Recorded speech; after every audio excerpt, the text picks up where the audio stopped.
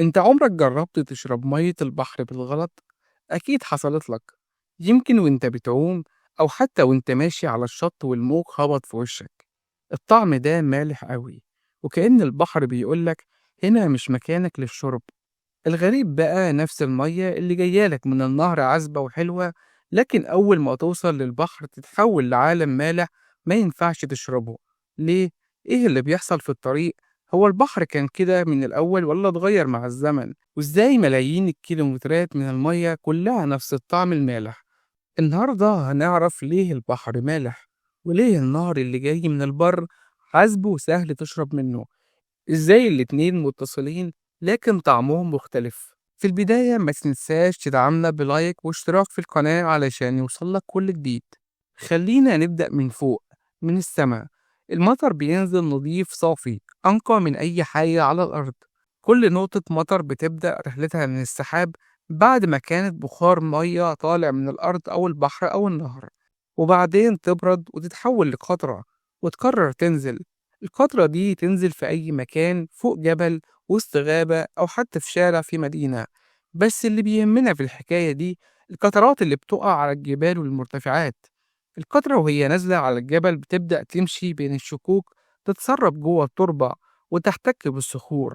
الصخور فيها معادن وأملاح بعضها زايد بسهولة. المعادن دي حاجات زي الكالسيوم والبوتاسيوم والمغنيسيوم، وأهمهم الملح أو كلوريد الصوديوم. بس النهر في بدايته لسه طعمه حلو، لأن كمية الأملاح قليلة جدا مقارنة بحجم المية. قطرات المطر تتجمع تبقى جداول صغيرة، تتلاقى مع جداول تانية، وبالراحة يتحولوا لنهر. النهر بيمشي بين أراضي ويمر على قرى ومدن، ويشرب منه الناس والحيوانات والنباتات. لكن النهر في النهاية عنده مهمة واحدة، يوصل المية للبحر. وطول ما هو ماشي بيجمع أكتر وأكتر من الأملاح والمعادن. البحر مش زي النهر. النهر مية داخلة ومية خارجة، دايما في حركة. البحر عنده ميزة غريبة، الشمس تسخنه، المية تتبخر وتطلع على هيئة سحاب. لكن الأملاح تقيلة ما بتطلعش مع البخار، بتفضل تحت.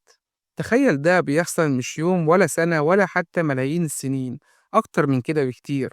كل نهر في الدنيا بيصب في البحر، وكل نهر بيجيب معاه هدية صغيرة من الأملاح، والبحر بيجمع ويجمع لحد ما بقى طعمه كده.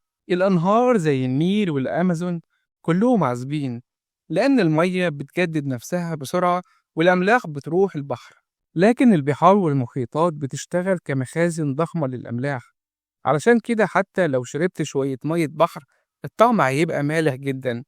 وفي أماكن زي البحر الميت الملوحة عالية لدرجة إنك ممكن تطفو من غير ما تعوم، لأنه محصور ومفيش أنهار كبيرة بتاخد منه المية، فالأملاح تتراكم أكتر وأكتر. الملوحة دي مش بس طعم، دي كمان بتأثر على الحياة البحرية. السمك اللي عايش في البحر ما ينفعش يعيش في النهر، والعكس صحيح. حتى النباتات البحرية مصممة تتحمل الملوحة. ولو فكرت فيها، من غير الملوحة دي كان شكل الحياة على الأرض هيبقى مختلف تماما. فالجواب ببساطة بعد كل الرحلة دي، المطر بينزل نضيف، الأنهار تاخد شوية أملاح من الأرض توصلها للبحر، والبحر يحتفظ بيها ملايين السنين. ومن هنا جه الطعم اللي بنحسه كل ما نقطة مية بحر تلمس لساننا. المرة الجاية اللي تقف فيها على الشط افتكر إن كل موجة قدامك فيها حكاية طويلة بدأت فوق السحاب وانتهت عندك.